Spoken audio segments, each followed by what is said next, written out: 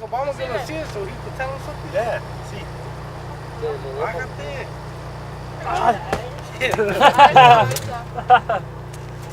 Que yo quiero que arregle a toda mi familia, los que no tienen papeles. My dad said that he wants Obama to fix all his family's papers so they can come over here. Son muy trabajadores. They're hard workers. He has like, ¿cuántas familias? ¿Unas 100? No más mis hermanos.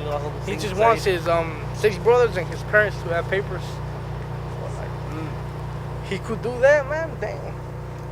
We'll be spending holidays. I'll send him some money for a 24-pack or something. Ahí luego lo invitamos a comer tacos. And if he ever stops by Merced, Obama will hook you guys up on the tacos.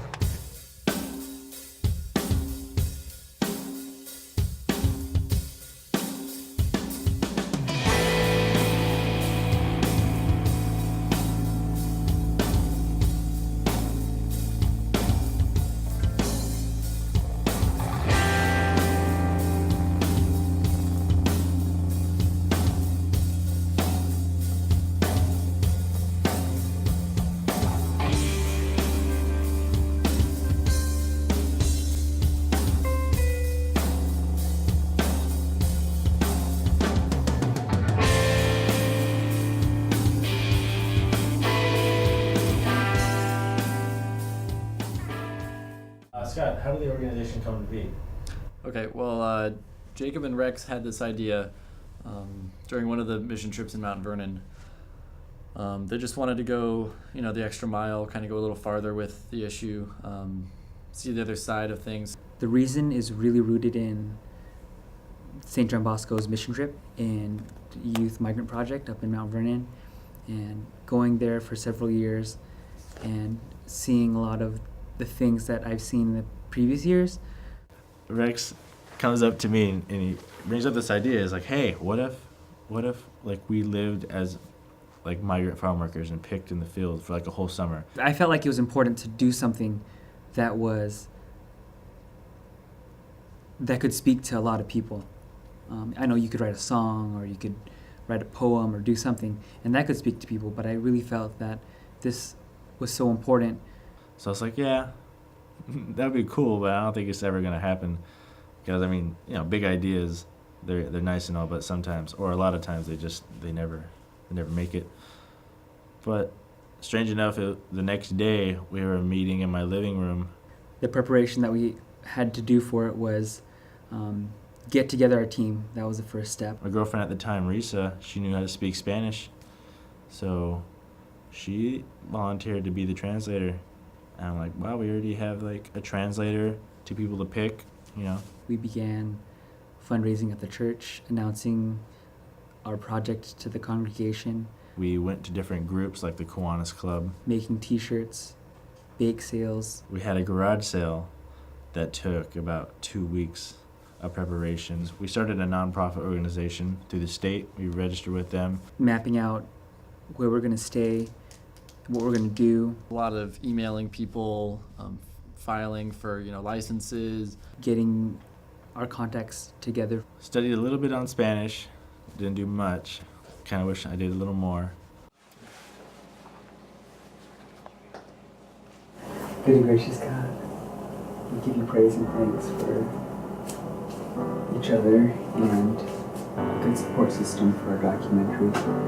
We just pray for our safety and your will to be done on this trip and on this project.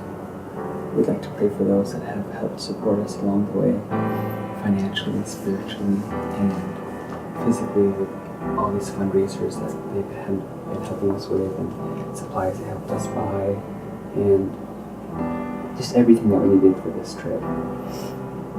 We pray for the next couple of days, the next 30 days. So I've opened my heart, my mind, my eyes. Oh, I've known it all my life. You gotta go somewhere when you die. Fresh fruit today? No. Nothing, huh? How far you guys headed? Stockton.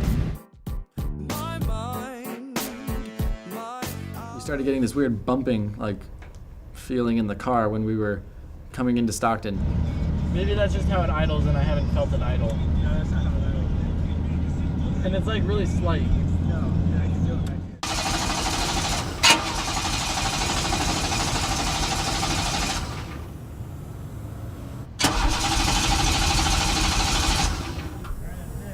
We rarely took a break coming from Washington and going down to California. We took like probably one rest stop, but that car took a really bad beating because we just didn't stop. It was nonstop, nonstop, nonstop. By the time we got into Stockton, the car actually started rattling and it broke down while we got to Costco. We were meeting Mario there so he could show us to Dave's apartment. Man, Mario's story is such a good story. His testimony about his life. He grew up in the streets. He was around, his environment was around like troubled teenagers and everything. He says that he's been helping the migrants for X amount of years. He goes to all these different camps, and he's just such an open and friendly person.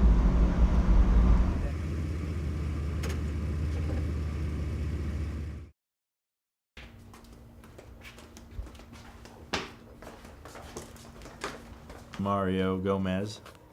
He was down there. He helped us up. He hooked us up with an apartment, a really small apartment that we could live in.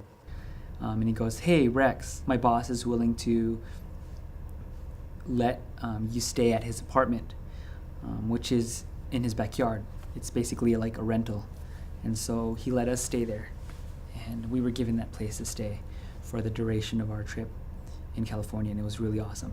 We would have to wake up at 4, get ready, be on the road by like 4:45, 5 o'clock, which didn't always happen.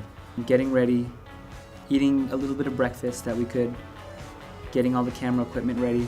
Because we were in Stockton, and where we picked was in Merced, and it was about an hour and a half away.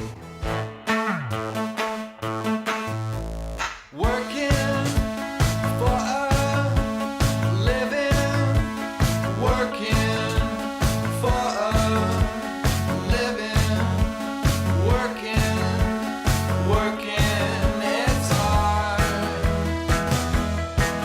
it's hard,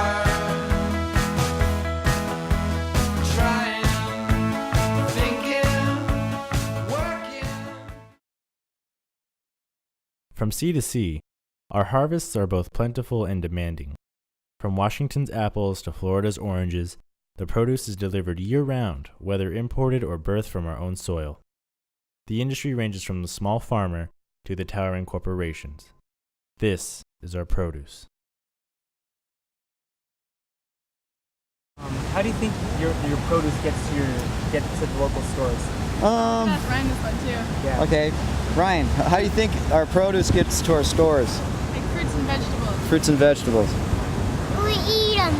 How do I think it arrives? It probably arrives, in the literal sense, via truck or semi. I'm sorry. How do you think the produce arrives at your local grocery store? How do I think? Like car, truck. No, the delivered? process, like from. I have no idea. Yeah, I know how it arrives. Sometimes it gets brought overseas to other countries during off seasons. Then we also have a lot of great local produce that brought in. The people, when they're in the boxes, that drive them there. Well, they get loaded up like produce, like Ryan says. They're picked from the fields and they're processed through the processing plants, cleaned and sorted. Where do you think the food comes from? How do you think it comes to the grocery store? Oh, I mean, for me, I'm a New Yorker, so I understand it comes from, people actually having to grow it, coming from other states, other countries, and then I'm not sure of the exact process of what it goes to, but then I know it has to go from there to the whatever plants and then to the actual grocery stores. The process is generally the same across the country. Land is either purchased or rented. The seeds are planted, fertilized, and given time to grow. Pesticides are often used. In our experience, dish soap was the common repellent in tomato plants.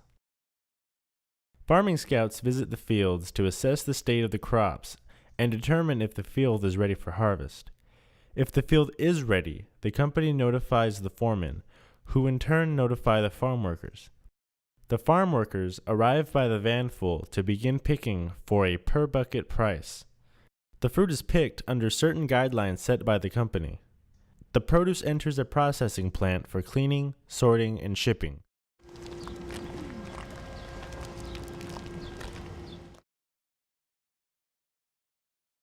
It starts like all the way at the end, and you put the berries. Someone throws a big crate into the beginning of the conveyor belt, and from the beginning of the conveyor belt, it goes up.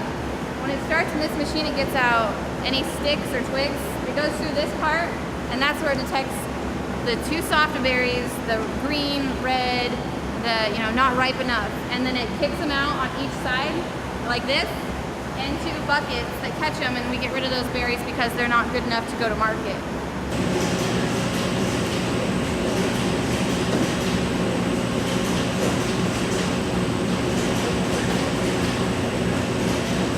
So then after that, we have to manually pick through and choose. We don't want anything squishy, anything cut, like if it accidentally gets sliced open, because then it goes bad faster. We don't want anything green, anything with sticks, because a lot of them have stems still on them. The good berries at the end then get started over at the assembly packing line. So, it's all mechanical. So it kicks out the containers. It goes by weight of how much blueberry should be in each white container. So it puts it in it, and then it keeps it going. It's very consistent, and as it goes down the line, it gets closed shut and sealed. And then at the end, it gets a sticker put on top of it. And then when it gets onto the white conveyor belt is when there's girls or guys, that grab it and put it in the boxes, and it's 12 to each box. And once the box is full, we stick it underneath the belt, because then there's a separate belt that takes it to the end.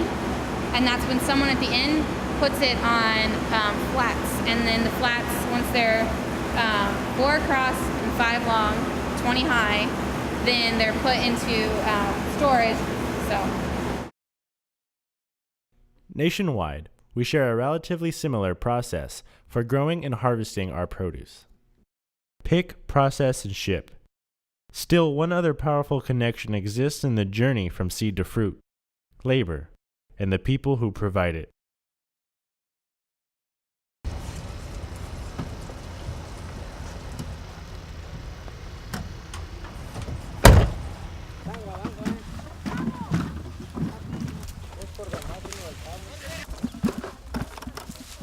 To be honest, most of the migrants were a lot faster. They were able to get minimum wage, but they would have to work really, really hard, like not stopping for water. That guy that was just behind me, we were both picking one bucket, and he finished. We both started at the same time. And this is how much I have, and that's how much he had. He had a bucket. He filled his bucket in that time frame. It's like if they're in a Ferrari, I would be sitting in a tricycle that has a bent wheel trying to drive through mud in the middle of the night.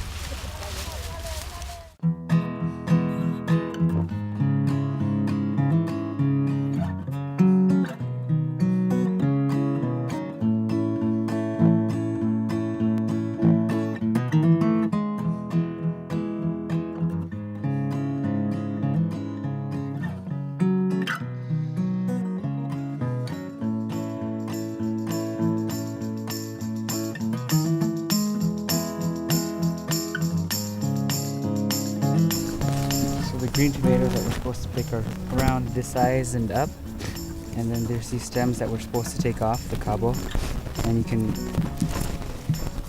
take them off like that, but a lot of people do it really fast.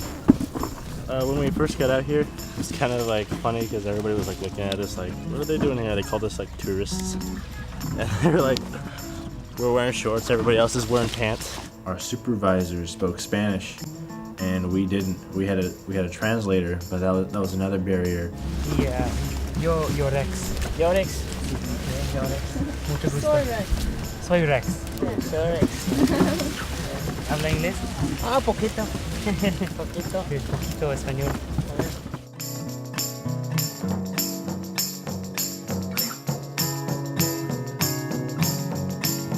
For 2 hours, made $15. Two people. $7. No, not even. Not even, yeah. No, $3.50. $3.50. $3.50 an hour. And minimum wage is $8. $8, yeah. So here we are in Merced. We woke up the normal time as field workers do to drive from Stockton to Merced, and we thought we were going to be picking, and it just so happens that we're not, and it happens to field workers where they think they're picking and they get in touch with a contractor or a foreman, and if they don't get back to them, we can only assume that we're going to be picking. So here we are, an hour and a half from Stockton, and no one's picking.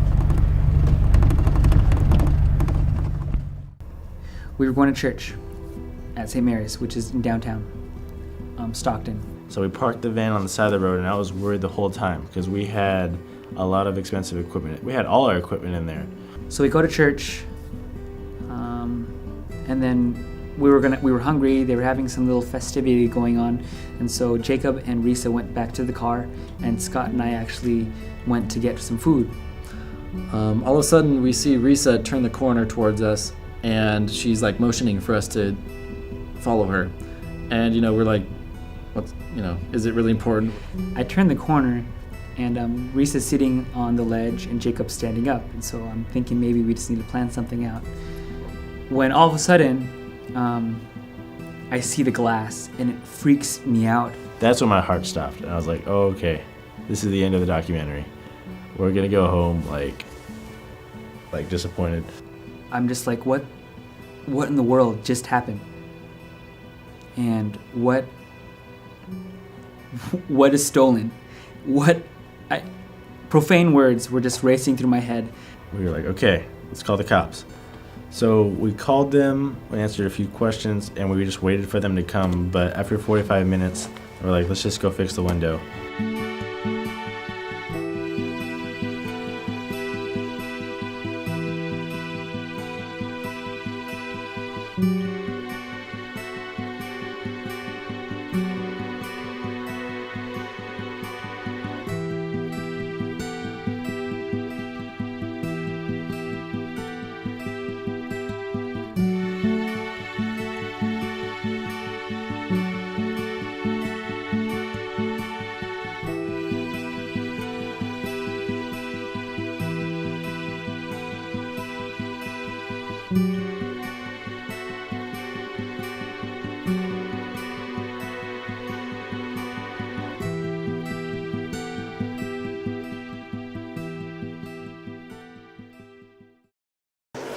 Rex, what are you doing? I'm packing. Oh, I'm packing. For tomorrow's adventure. Look at all that packing. To Oregon.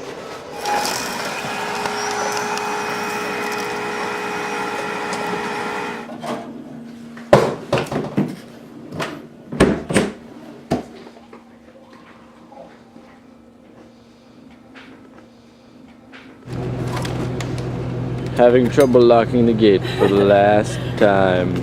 Ready? Let's go to the van for the last time. California. From California. Every year, thousands of immigrants reach our soil, searching for work and finding it in the fields and factories of our agriculture industry. Today, the hands and faces of this business hail from different nations, ethnicities, and citizenships. Journey with us as we take a look at our labor.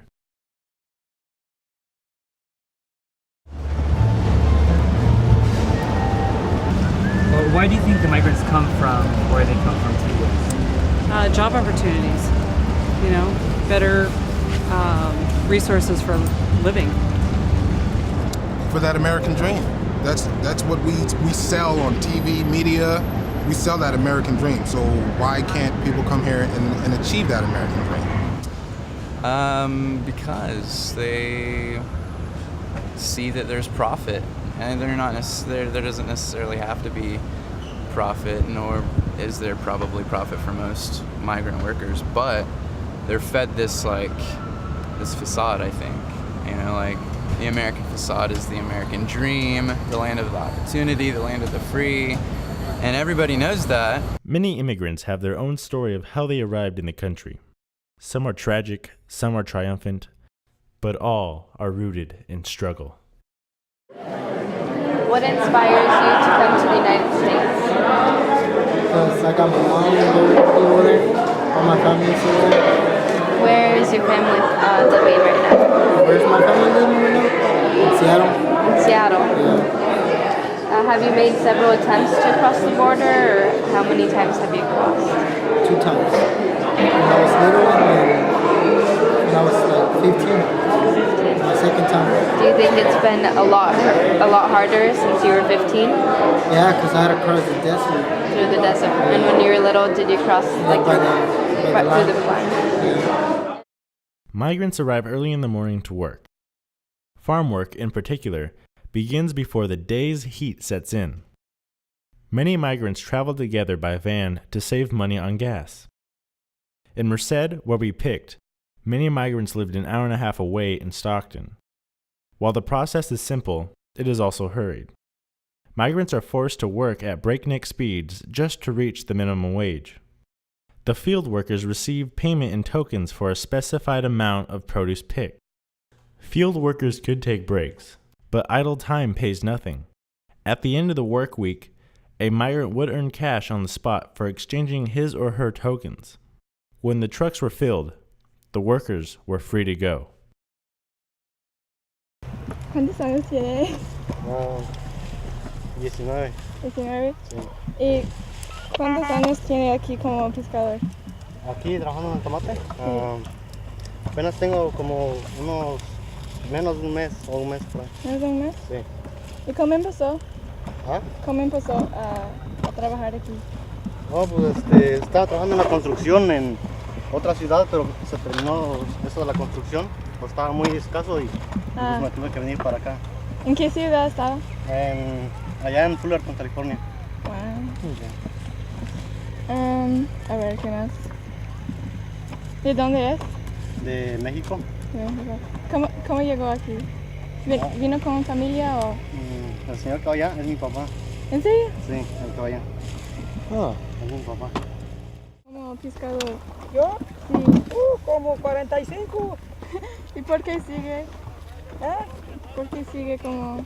Porque la renta y todo eso. Sí. No hay más. ¿Qué, ¿Cómo empezó como pescadora? ¿Eh? ¿Cómo empezó a trabajar? Yo ya ni me acuerdo. Empecé de 19 años para 63 que voy a cumplir. Empecé de 19 años. Wow. Para 63 que voy a cumplir en agosto. Wow. ¿Me están grabando? Entonces no voy a hablar ya. No. ¿Por qué la mayoría de personas son mexicanas? Porque la gente que viene de México, de Sudamérica, de Latinoamérica, pues mucha gente venimos a eso, a trabajar. Y a veces no tenemos la oportunidad de ir a la escuela o de estudiar. Y ahorita, como los hijos míos o los hijos de otras personas que ya tienen tiempo, aquí tienen la oportunidad de estudiar. Pero bastante gente, personas que vienen de fuera, de Latinoamérica, de México, de Centroamérica, no tenemos la oportunidad que tiene mucha gente para estudiar. Y si nosotros como mexicanos o las personas como mexicanas no trabajáramos en los campos, yo creo que no habría agricultura aquí en California. Porque no creo que los americanos o los anglosajones o cualquier otro tipo de personas quieran venir a un trabajo tan pesado como es el campo. To see that they are not foreign, they're not alien, they're people, just like everybody else, just like you, just like me. They are human beings. They have dignity, they have everything. They have all the rights that anybody has. And I think that people kind of get this us and them mentality going. But when you're there face to face with a child and they're laughing and playing with you and they want you to carry them around and they want to color and so on and so forth, there's no difference. The Youth Migrant Project in Burlington, Washington is a haven for over 300 families in the Skagit Valley. The project provides food, clothing, and legal help to families in need while involving American youth in the ongoing process. The project is at its busiest in the summer when harvesting takes place. The reason for the project is straightforward. The farm workers' wages are simply not enough to provide for their families. What do we hope to accomplish from the Youth Migrant Project? I think we're beyond our dreams. It started as a little food bank out of a trunk of a car. We never dreamed that it would come to the point where it is today. You guys are the ones you guys are our dreams, I guess, in many ways. All the youth, all the young adults and that came through this program. You guys came as little kids. I call them a bunch of wild brats when they first come up, or when they show up in 5th and 6th grades. It's a party, yeah. And they don't realize how much work and how much commitment it becomes. Many farmers provide living quarters for their seasonal help. Migrant workers often choose this option because it is much cheaper than finding housing elsewhere. However, cheaper housing has a price of its own. The living quarters are small, very small. The housing is used for everything except for a bathroom. A family of 8 would often share the same room. One of the things that we would like for you guys to maybe imagine the size of your rooms. How many of you have a room that's about this size? You notice the tin roof, you notice how hot it is with all of us in here.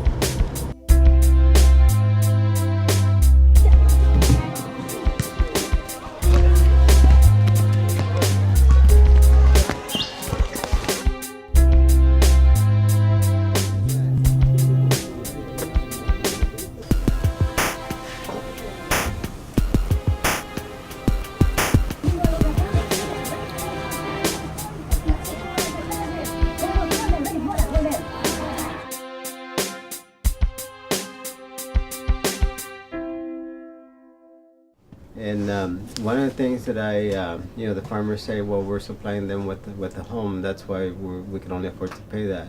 And I say the other way around. Once you just do away with your housing and pay them more, and you wouldn't have to supply them with housing.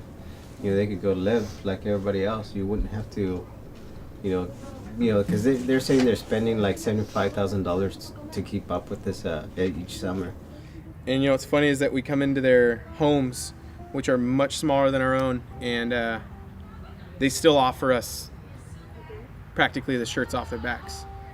I think that pretty much sums up their culture.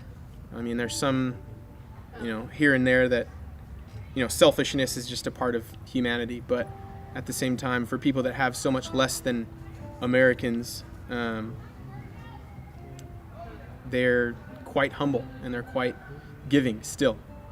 This is Irene, and she was my student at Tye Park in Lakewood, and in June she told me that she was moving up to Mount Vernon, and I said, oh really, Mount Vernon or Burlington?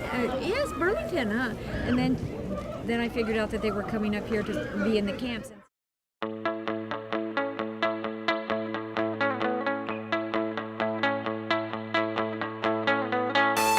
We are currently in Oregon, and we have like 2 hours left, and it is scorching.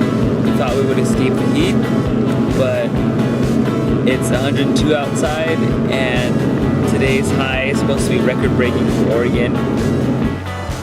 So we are at our first gas stop for our trip from California.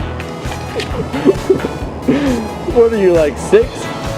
And we had gone probably 380 miles.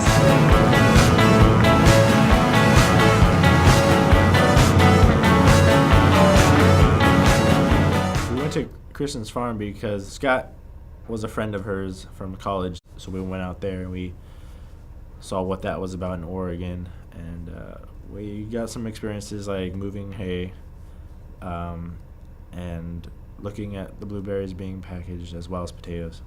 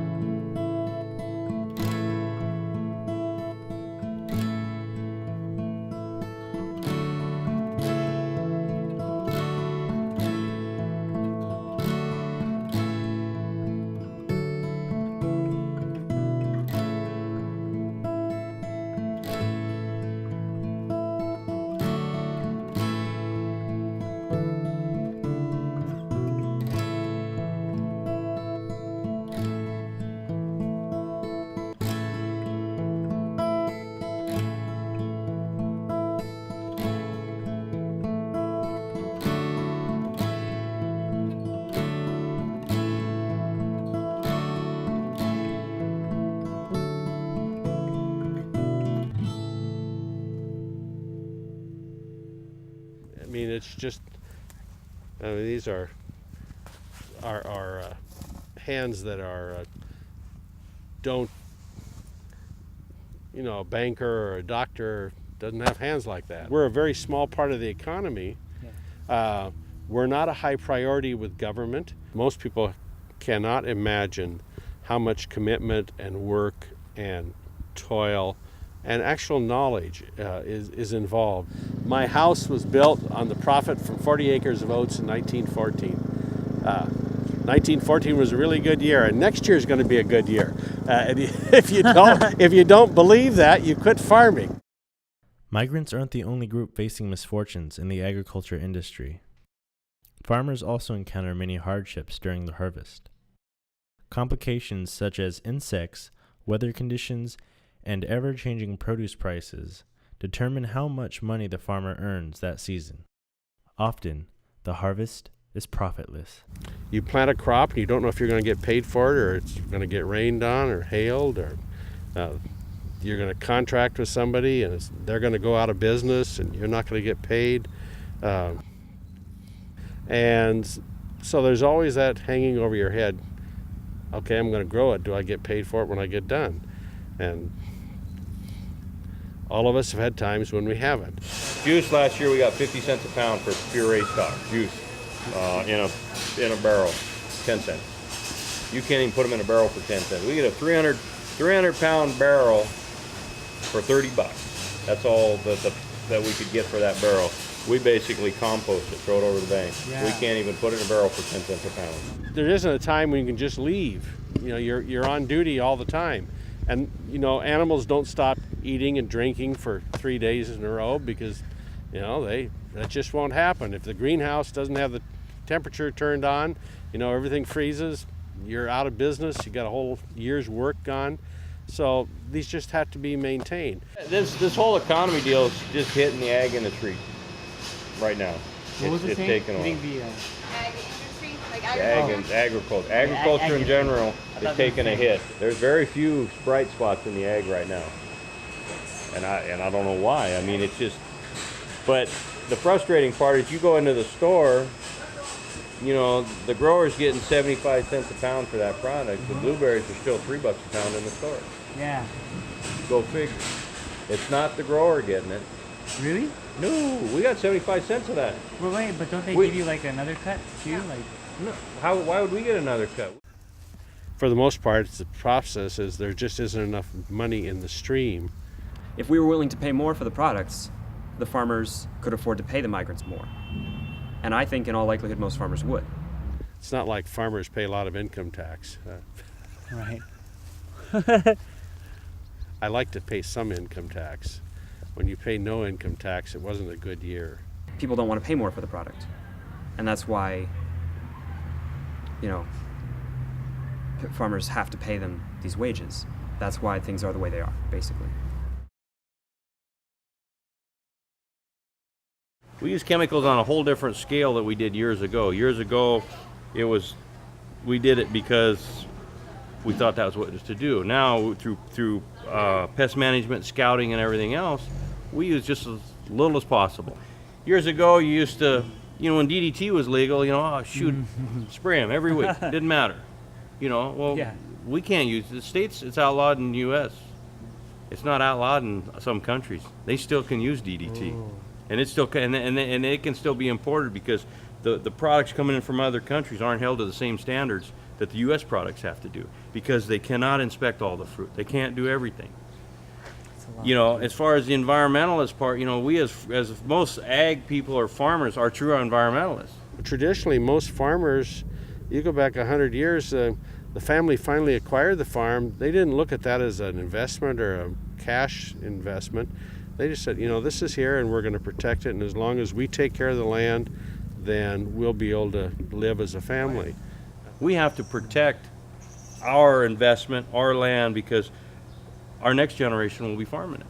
And if we're out there messing it up and just raping the land, within 5 years, you got nothing. We have to keep that land productive, and to do that, you have to be a steward of the land. You go to most parts of the world today, and they look at it and, okay, I'm taking care of this investment so my grandchildren will have a better place to live. Not, gee, I need my dividend in 3 months because we're going to Mazatlan for a vacation, which is how we think today. We're on our way back to Washington. We finished our stay in Oregon, and we got a lot of good interviews, and it was a good part of the stay there. We had gone to a farm and everything, but yeah, we're finishing up our documentary.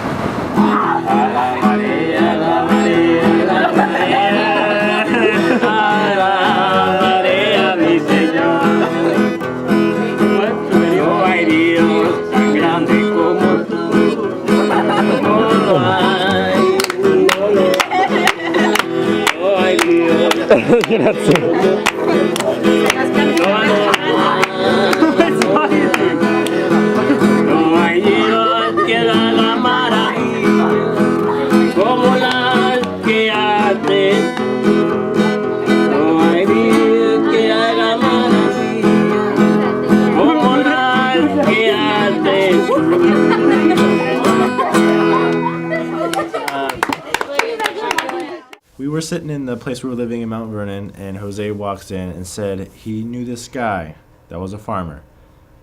And the problem was that he couldn't find any work to pick on his fields. He had a bunch of produce that needed to be picked, but it was really only him.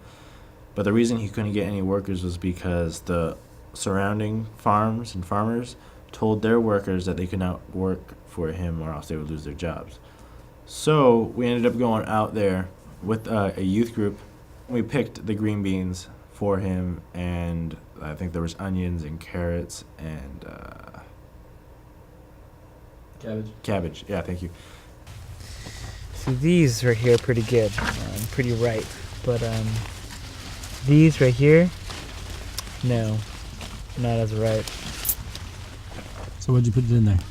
It's really tiring, and your back starts to hurt, and being down on your knees and squatting the whole time, it's like takes a lot out of you.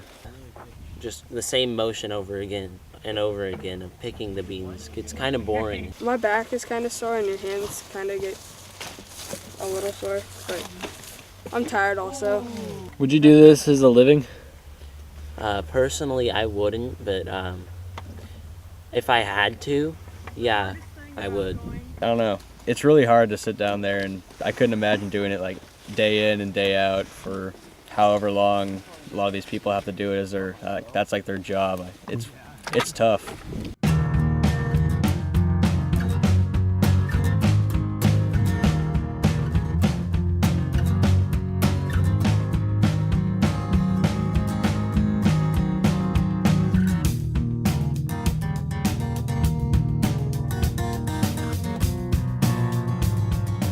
He let us have it, and we took it back to the food bank to give out during distribution. The distribution center, the food bank, it's advertised throughout the Skagit Valley. So every Wednesday throughout the summer, you have a lot of the migrant farm workers that go there to get a bag of food that lasts them about 2 weeks. They sort donated clothes and they bag donated food for our distribution that usually happens on a Wednesday or Thursday. 2 and one of these.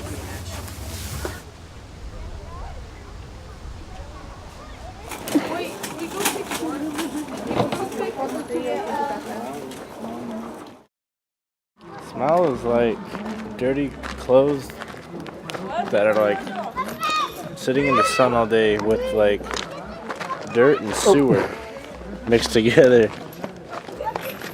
At the same time, you see kids running around.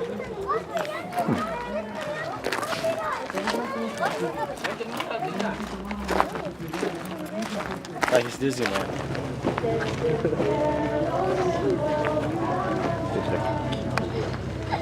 When we arrived at the camps, I didn't really know what to expect other than that we would be there, reaching out. I wasn't sure how individuals at the camp would feel about us coming. It is their home. I was thinking maybe we may not be invited, but that changed quickly after I met the people. And the children were lovely. They typically came first. They obviously have experience with others visiting, and that was lovely for them to feel open that they could trust us and come to us. Jose said this is sewer water because it's coming out from under the ground, and the path is leading from the bathroom over there. The kids are playing with it.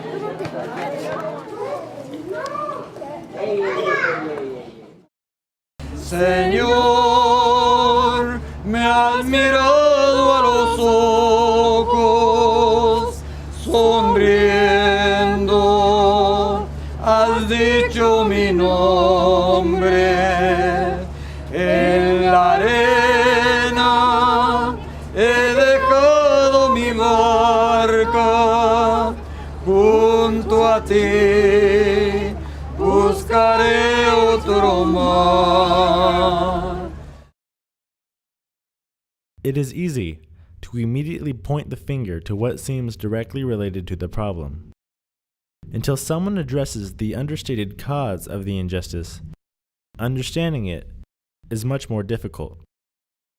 Americans don't need to travel abroad to face poverty because it lives among us, in our own backyards. But the way we choose to live is the more disturbing reason behind poverty's enduring existence in this country. We demand quick, inexpensive food. A lot of it, 365 days a year. We need cheap food to budget our way towards the latest fashions, high-speed internet, and our daily visit to the coffee shop. Why sacrifice more than is necessary? Why on earth would we buy the same food for a higher price? If we really want justice for our migrant workers and our non-documented workers and those who work for substandard salaries and under difficult conditions, we also have to be willing to assume a greater burden. I mean, we all go in and we want to buy something for the least price, but the problem is then the person who makes that has to get the lowest wages. Something running through my veins. It's nothing like blood, it's the weakness of the devil. It's nothing like blood, it's the fuel for all who care. And can't you see it's burning right in front of your eyes now? Let's drag this into the light tonight. him everything he has to say to you. Don't run away, don't run away, don't run away. Well, up until Thursday, I was feeling like we had gone far with this feeling that no one seems to grasp a hold of. It's called love and I love you. I thought you loved me too, but I guess it turns out I'm the only one to blame here for giving you too much love. What the hell is that? There's no such thing. It's not found in my vocabulary. Why does it seem like you're just running away from me? Why does it seem like you're just running away from me?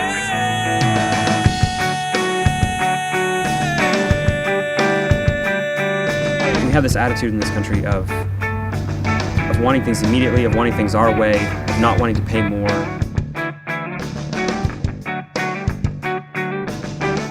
As long as we want convenience, we want things when we want them, where we want them, and the kinds of things that we have to have.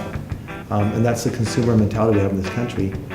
We're going to be fostering injustice. People do things against their morals because they have to pay their bills.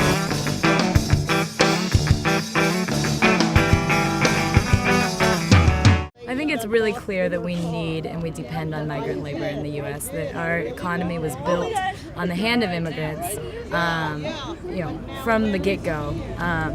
And the immigrants have truly strengthened our country and made it the great nation that it is. We all came from somewhere else, and somehow the first generation who comes, whether they come from Mexico or from Sweden or from Vietnam, they're willing to work harder, they have better family values, they're much more tight-knit, they have a very high value in education and performance on their own part. And then the next generation, well, I don't want to work quite that hard, and I don't think that's really necessary. And pretty soon, 3 or 4 generations down the road, you say, well, those immigrants coming here and taking my job away. Well, the reason they're taking your job away is because you were sitting on a chair doing nothing and expected somebody to pay you for it. Just tonight, somebody was looking. They ate like this fish at this Mexican restaurant we went to, right, and had all the bones on it. And somebody's walking, the one guy's eating it, and he's like, oh, this is so good, this is so good. And somebody else walks by, he's like, you gotta try this. And she looks down, she's like, oh, no, I can't. He's like, what, you don't like fish? And she's like, no, I love fish. I just can't eat it if it looks like a fish. I can't eat it right off the body of the fish. And what her overall idea was that knowing where it came from made all the difference. You eat a fish in a fish stick, it's still a fish. It was still at one time swimming around, had eyes and a tail and everything. But now it's just in a stick form, and that's okay. But if it's the whole fish and you see the eyes right there, suddenly not so good. I mean, it's the same kind of thing. When you see that pack of blueberries in the store, you say, oh, blueberries, I love blueberries. But, you don't think about what that once was. That was once on a bush, and there was once a dark-skinned hand holding that blueberry. People don't think that way. And I think if they did, those blueberries wouldn't look so good anymore. We have a broken system. We have people suffering. We have people who are being pulled apart. We have families that are being torn apart. We have children who are in this nation by themselves, who are being put in jail because they have nowhere to go, into foster homes, when they have loving parents who can take care of them, who never have actually done anything wrong to this country, who are actually helping this country, who are contributing to society with their taxes, with their work, with their presence, with their culture, with everything that they've brought to this country, with their labor, and that needs to be recognized. Lord, hears the cry of the poor. Blessed be the Lord. The Lord hears the cry of the poor. Blessed be the Lord.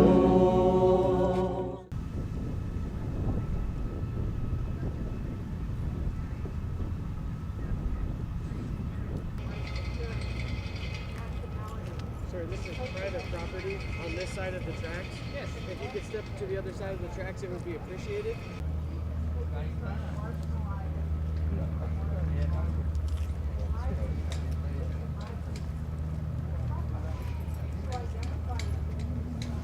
We were here, and there was a priest here talking to the guards, and a couple of us just got in line with the priest because we didn't feel he should stand alone. I'll read it again.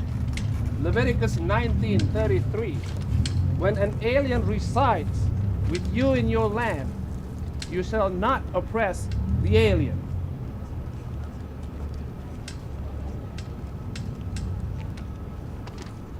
That's amen. Those guards don't respond at all. They just stand there and they look away, look away, look away. They don't give you any input. You got brown people. This is racial profiling.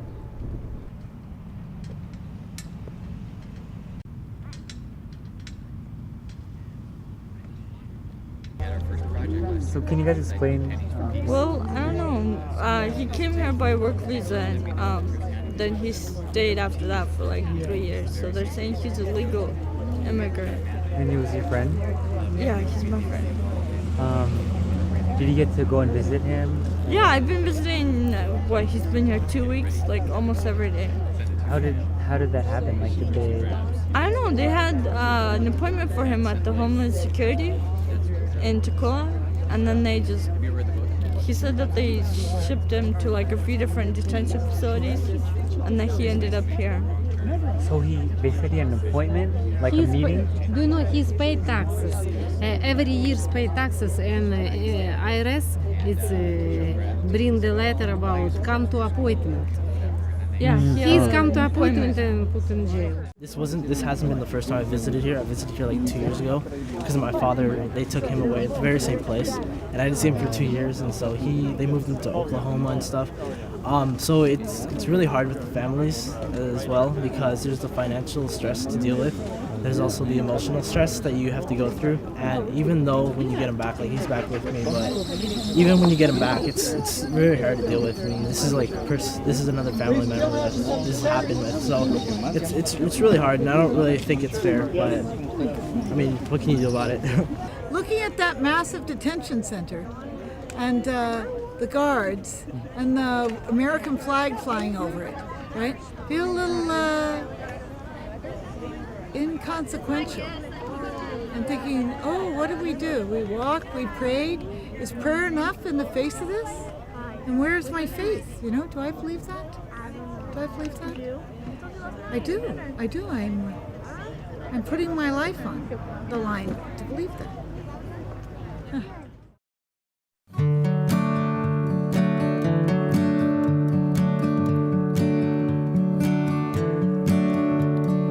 I won't joke about the gray in my hair. I used to look so good in the fan. It basically changed my life and outlook on just working. All the jobs I've had in the past, I thought were hard, but compared to this summer, no, they're not hard at all. Working in the fields is definitely working, putting your back into your work and, not getting that many breaks. It's definitely a hard time. I think it brought a whole new meaning to the two words work ethic. You had to wake up in the morning, you had to be fit enough to work at least 5 hours, to 2 to 5 hours a day. And it was an experience that Jacob would describe as an out-of-body experience, like he had one of those, and the experience was one that I don't think we should take for granted, or I take for granted, we take for granted. It was very humbling, embarrassing sometimes. It felt like we didn't belong there. It felt like we really owe a lot to these people who come and pick our food for us like this quick, this efficiently, for like this price. That the wine gets better as the calendars dance. I'm running through the empty streets again. It's a sticky situation, and it should be about the people. And that's what's kind of lost in our society. This country, for one, does not have a national language, and it should. Okay. Two, I think every American citizen, instead of a Social Security card, should have a national ID card. I think they provide a very useful service, but it's not monitored, it's not regulated, there's no way of keeping track. They actually need to have local representation. Really talk to the people who got their nose deep in the grind, and the people who are actually from these farms, from these markets. Actually talk to those people and figure out a way to kind of work between the system.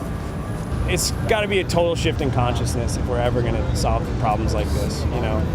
It's never going to happen with laws and legislation because people disagree on things. But if we can agree that we're all humans and we all deserve to be here and we're all special and we all bring something cool to the table, we can move mountains. Before the breath slips out of my throat, you saved me then and you're saving me now. So don't. It made me realize that there's, a bigger issue than just farmers being greedy, migrants being helpless. It's, the farmers can only pay the migrants if they have enough money to pay them, because they need to make a living for themselves, and they have to keep their farm going, and they have to pay their workers. And so sometimes the workers get the short end of the stick. Essentially, this is work that has to be done, and we have to find better ways of treating them with dignity and respect. And it starts with our political system, and it starts with people that can influence that. So it starts with us,